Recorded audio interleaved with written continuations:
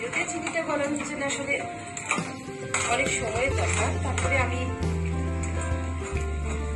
একটু সময় বেশি চাচ্ছি।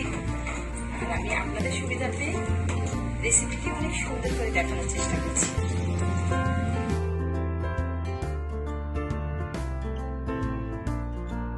আমি এবার দিব তেজপাতা,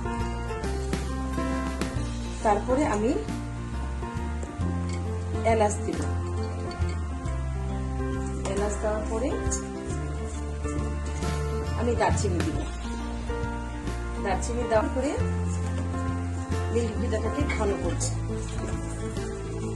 কারণ মিল্ক ভিটা ঘন না করলে চাটা খেয়ে মজা পাওয়া যাবে না।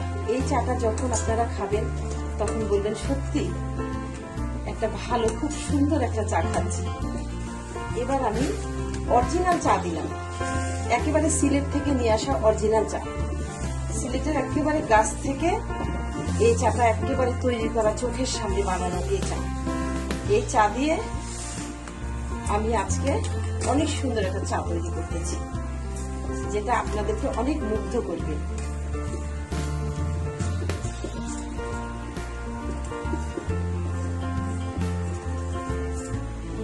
আসলে অনেক সময় তো আমরা কিনা চা খাই, তাই মাঝে মধ্যে মনে করতে হয় যে একটু বাসাতে যদি ভালো করে প্র্যাকটিস করি চা কিভাবে বানাতে হয় কিভাবে, তাহলেই কিন্তু আসলে পারা যায়। আসলে মানুষ তো ইচ্ছা করলে অনেক কিছুই করতে পারে।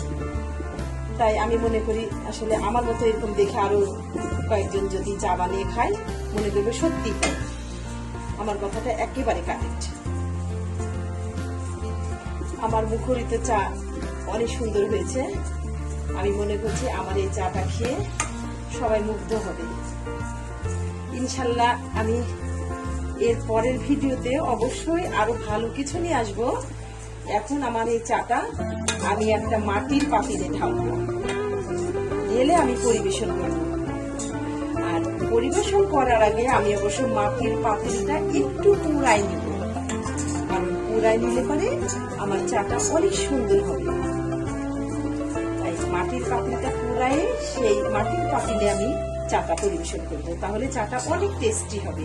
চায়ের জন্য আমার একটা বড় প্লেটের দরকার, সেখানে আমি একটা এই যে আমার মাটির পাতিল আপনারা দেখছেন, এই পাতিলটা আমি প্রথমে একটু পুরাই নেব। তার বলে আপনারা আবার পুরাইতে যা হাত পুরাই দেন না, এমন ভাবে পুরাবেন যেন আসলে হাতেরও কোনো ক্ষতি না হয়। কারণ পাতিল তো আসলে মাটির পাতিল অনেক গরম হয়, এটা আমাদের আসলে দেখে শুনে বুঝে কাজ করতে হয়। সেই জন্য আমাদের অবশ্যই ভালোভাবে সব কাজ করতে হয়। এই পাতিলটা পুরাই নিলে পরে আপনারা যখন চা খাবেন তখন দেখবেন একটু পুরা পুরা ভাব আসছে, সেইটাতে আল্লাহর রহমতে চাটা অনেক অনেক টেস্টি হবে। আমার পাতিলটা পুরানো শেষ। আমার সুস্বাদু মুখরিত চা অনেক সুন্দর, এটা আপনারা অনেক টেস্টি করে খেতে পারেন।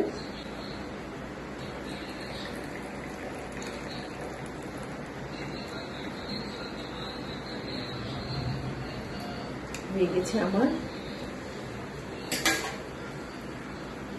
টেস্টিং চা, অনেক টেস্ট। তাই একবার খেলে পারে বারবার খেতে ইচ্ছা করবে। আমি নেক্সট ডে ইনশাল্লাহ আরো মজাদার রেসিপি নিয়ে আপনাদের মাঝে আসবো।